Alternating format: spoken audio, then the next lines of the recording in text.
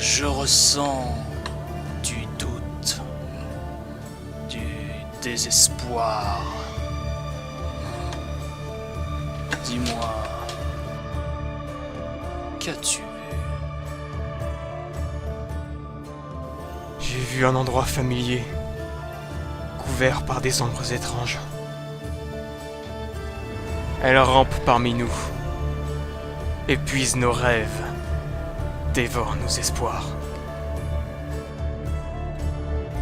Elle se dresse contre nous,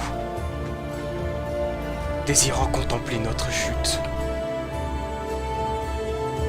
Des ombres qui s'étendent de jour en jour, à mesure que la fantaisie décroît.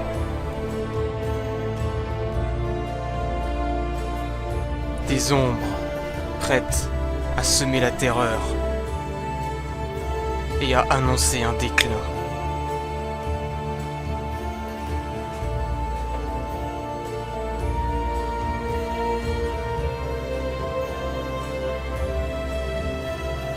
Et quant à la manière dont se termine cette vision,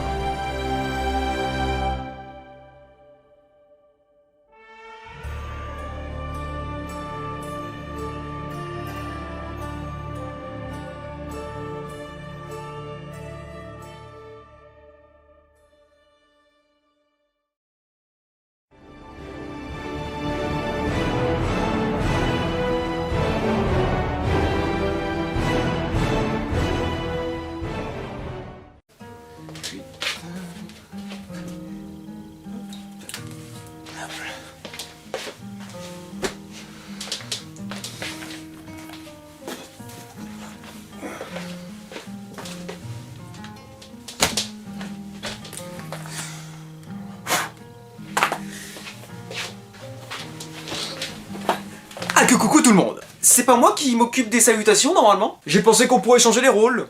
Pour un épisode ou deux. On ne va pas se mentir plus longtemps. Dans mon top 1 des univers de fantasy favoris, il y a League of Legends. Quoi? Pardon, je pensais qu'on inversait les rôles.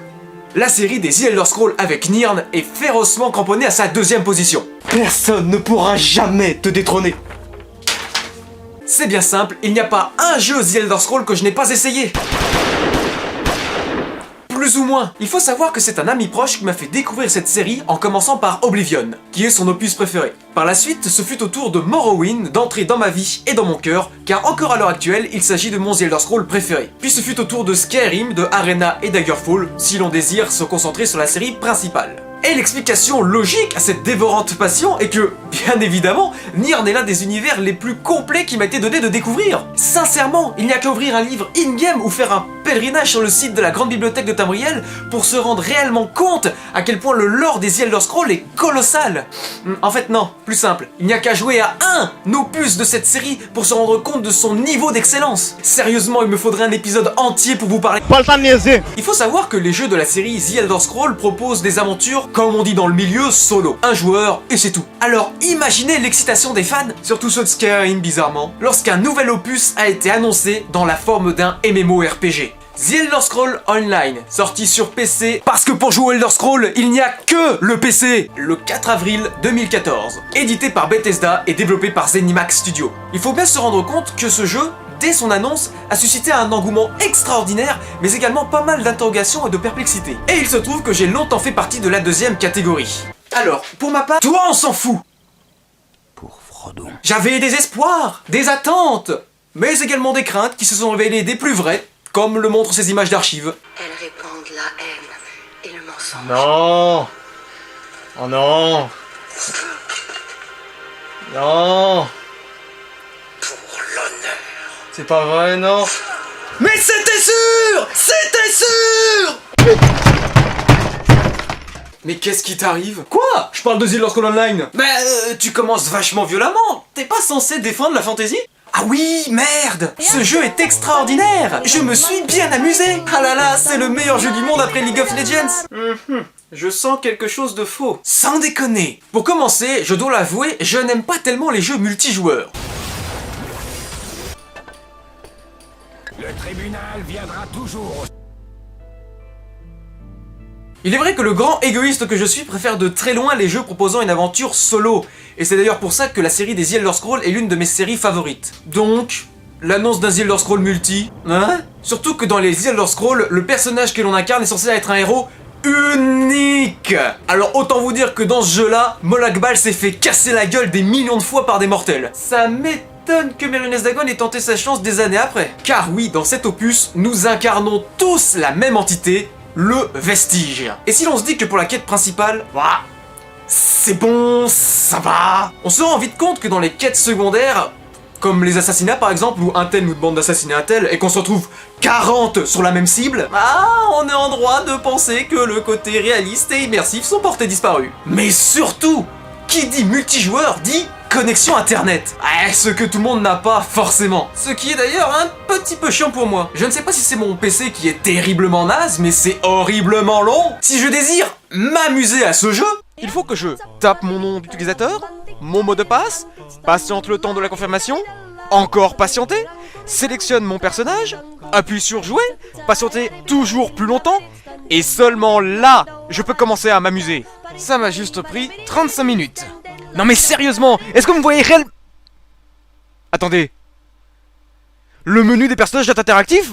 Oh mon dieu! Meilleur jeu du monde! Vite! Faisons une partie League of Legends pour fêter ça! vous vous rendez compte? J'aurais pu faire tellement d'autres activités comme une partie de League of Legends. Mais putain de ping! Ou pour rester dans l'ambiance, une partie de The Elder Scrolls Legends. Mais putain de Dragon!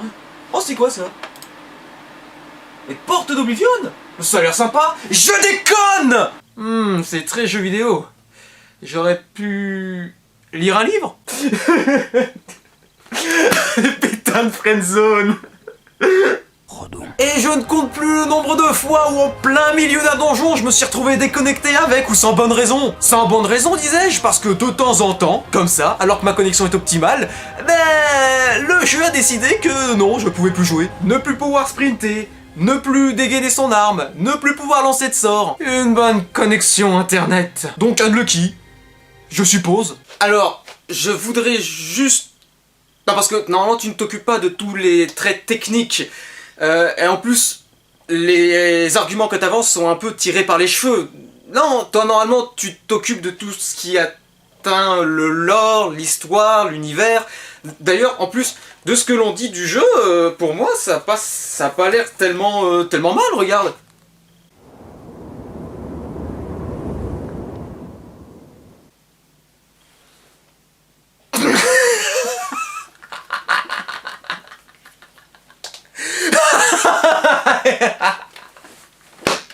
You serious? À part Skyrim, vous avez joué à un autre Elder Scrolls?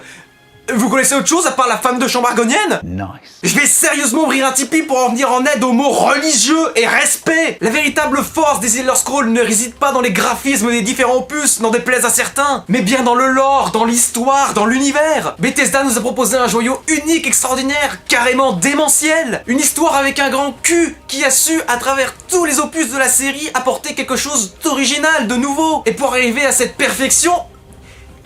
Y'a pas de secret! Les opus des Elder Scrolls sont chronologiques, ils se suivent! C'est en partie ce qui fait que l'histoire est intéressante, presque sans défaut! Et voilà que The Elder Scrolls Online arrive comme une fleur s'implantant au KLM entre Daggerfall et Morrowind. Autant vous dire que les événements de ce MMO, qui sont tout de même titanesques, on parle tout de même de la guerre des alliances et de la tentative de Molag Bal d'asservir Tamriel, n'apparaissent nulle part dans les livres, les dialogues, les quêtes, les jeux Morrowind, Oblivion et Skyrim. Bref, un événement qui a laissé l'Empire dans la plus grande mauvaise passe de son histoire et qui a apporté sur les champs de bataille des alliances tout aussi fantastiques qu'improbables. Non mais sérieux, c'est quoi cette merde?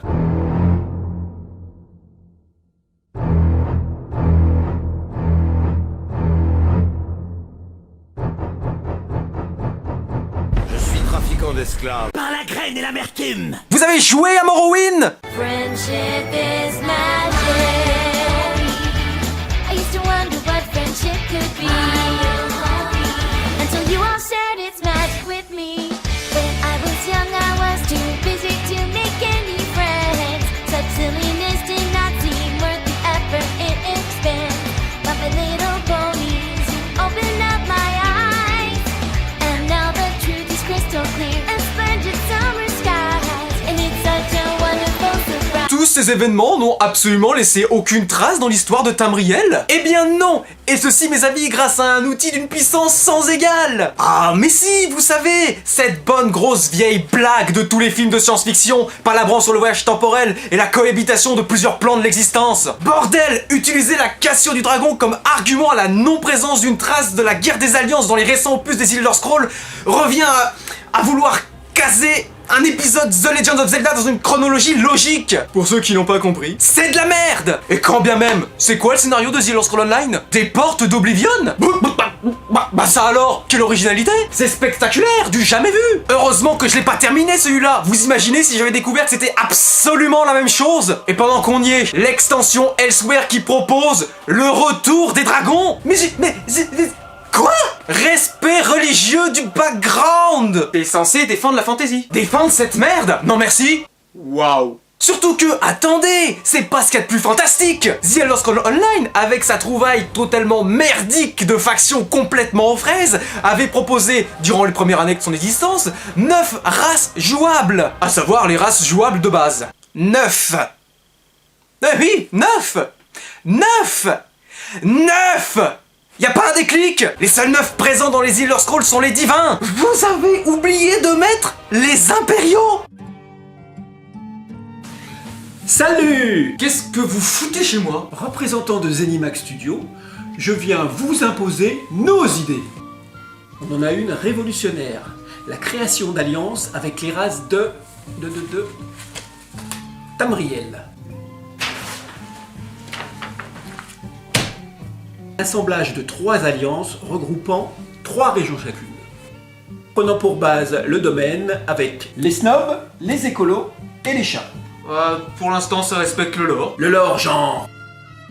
Bref, ensuite on a fait une alliance comportant les vrais noirs, la tribu de Dana et les hommes verts. Quoi? Les orques? Mais ils n'ont même pas de région. Déjà, la ferme.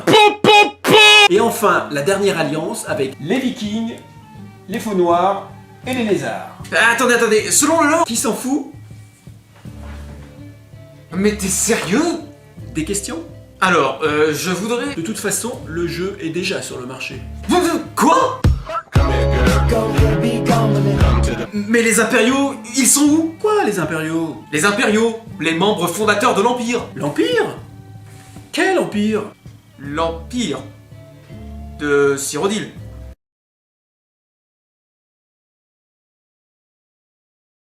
Ah, mais il est épais en fait, leur lore. Comment on peut oublier de mettre les impériaux en race jouable? C'est vrai, c'est pas comme s'ils étaient importants ou quelque chose dans le genre. C'est pas comme si dans vos trailers on voyait la cité impériale.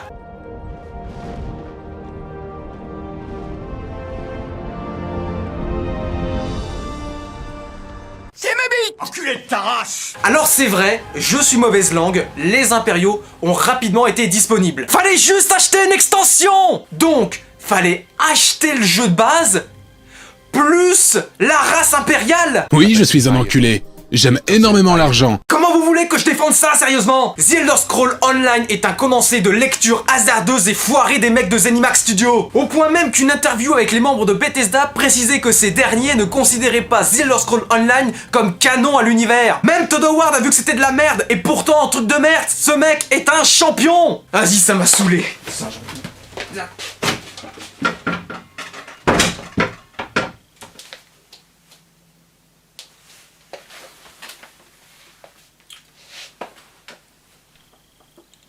Alors, il est vrai que The Elder Scrolls Online a fait couler pas mal d'encre. Le lore qui n'était pas respecté, le fait d'en faire un MMO, le principe des combats, qui d'ailleurs est un peu un running gag chez les Elder Scrolls, sans compter les problèmes directement liés au MMO, à savoir les boutiques, les transactions, la connexion internet, le multijoueur. Mais The Elder Scrolls Online ne possède pas que des défauts.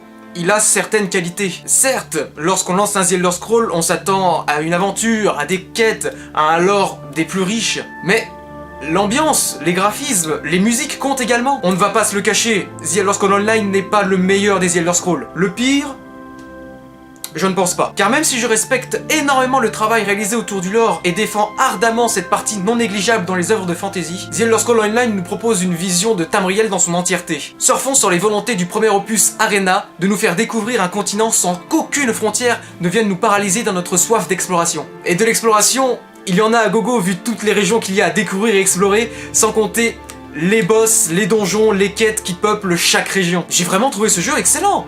Loin d'être parfait, mais franchement agréable. Certes, le côté multijoueur casse un peu l'immersion que l'on peut avoir dans certaines quêtes, la principale entre autres. Mais nous avons tous les ingrédients d'un Elder Scroll. Des quêtes travaillées, réfléchies et intéressantes. Un bestiaire très riche, des décors à couper le souffle. Mais surtout un travail sur les musiques et les ambiances complètement impressionnant. Oui, cet opus fait parfois n'importe quoi avec le lore. Oui, on ne peut pas tous l'apprécier. Mais il ne faut pas oublier qu'avant d'être un The Elder Scroll, c'est un jeu vidéo. Un bon jeu vidéo pour un The Elder Scroll amer. Mais un The Elder Scroll quand même. Je suis le premier à défendre et à argumenter sur l'importance du lore dans une œuvre. Mais dès l'instant où il est écarté, à plus ou moins mauvais escient, il ne faut pas qu'il devienne la seule et unique raison de dénigrer une œuvre. Cette histoire me rappelle presque quelque chose. Malgré ce qu'a pu dire ma moitié, je recommande ce jeu. Parce qu'il possède un potentiel d'immersion incroyable. Parce que l'ambiance est extraordinaire. Parce que le monde est immense. Et que, entre nous, il fait passer le temps dans l'attente du 6ème The Elder Scroll.